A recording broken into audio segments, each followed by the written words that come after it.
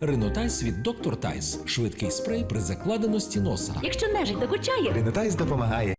За 9 місяців війни Росія завдала по Україні 16 тисяч ударів. 97% із них були по цивільних цілях. Такі дані оприлюднив міністр оборони Олексій Резніков. Каже, українці борються проти терористичної держави. Але після перемоги ми притягнемо воєнних злочинців до відповідальності.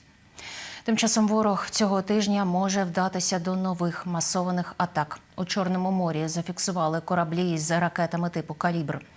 Про це, а також про систему «Петріот» для України, втечу колаборантів та обстріли Херсону. Хроніка 278-го дня Великої війни в огляді Ганни Рибалки.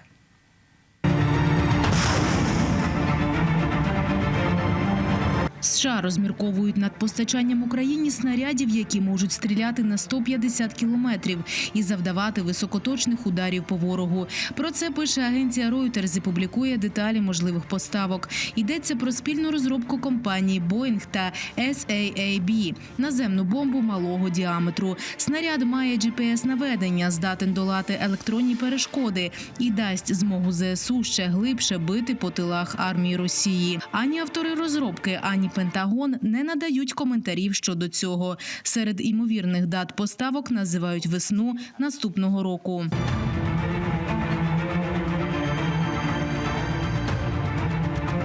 Росія може завдати чергового масованого ракетного удару по території України. У розпорядженні країни-терористки ще близько 500 комплексів «Іскандер», кажуть у повітряних силах України. Але й нашим воїнам є і буде чим відповідати. Якщо Німеччина передасть Україні зенітний ракетний комплекс «Петріот», здатний збивати цілі на великій відстані. Лише кілька одиниць системи дали б змогу закрити велику ділянку повітряного простору, повідомив речник командування повітряних сил. Бачили ми про заяви стосовно «Петріот», так, що вже навіть і це, щоб ще говорити про «Петріот» було з півроку тому ще дуже велике амбітно, так, дуже велика мрія була, але ми бачимо, що вона може і здійснюватися вже найближчим часом, так само як і отримання «Айріс-Т» чи «Насамс» ще до війни, теж було мало ймовірним, але на сьогоднішній день воно вже є, працює і збиває повітряні цілі. Нова атака росіян може відбутися цього тижня, адже вони вивели в Чорне море корабель із 8 ракетами типу «Калібр» на борту. А це говорить про те, що підготовка йшла, і відповідно в пунктах базування також знаходяться ракетоносії, які споряджені і можуть бути долучені до служби протягом кількох годин. Ті, хто залякував українців довгі місяці окупації, вже наполохалися приходу ЗСУ. З нової Каховки повтікали колаборанти. Як повідомляє Центр національного спротиву, з міста виїхали зрадники, які прислужували окупантам і влаштовували рейди проти місцевих жителів. Російських військових ще дуже багато. Якщо брати населені пункти прибережні, такі як Каховка, Таврійськ, Нова Каховка.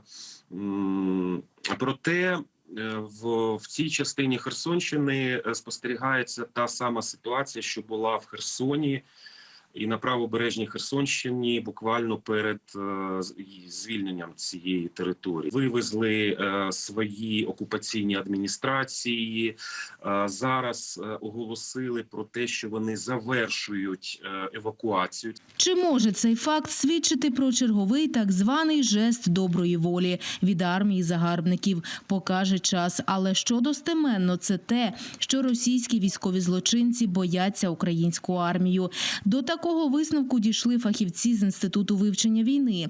Вони дослідили супутникові знімки з оборонними позиціями та окопами путінських посіпак. Із фото випливає: росіяни очікують, що українські сили оборони можуть перетнути річку Дніпро і провести контрнаступальні операції на сході Херсонщини. Ворог на окупованій частині Херсонської області риє окопи і споруджує протитанкові укріплення вздовж лінії розмежування.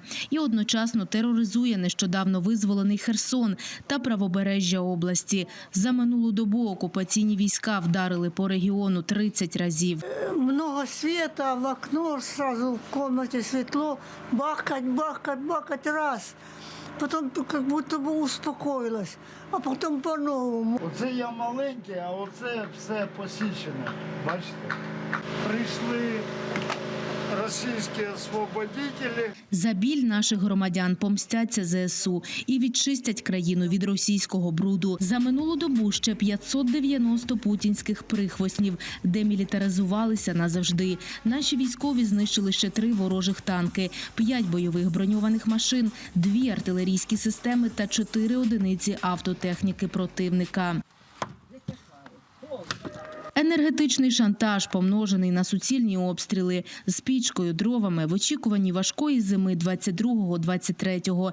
Незламні жителі Донеччини розповідають, як виживають в умовах блекауту, який, як усім українцям, тут улаштувала Росія. Заготавливаем дрова, клен пиляем. Что в огороде растет, то и заготавливаем.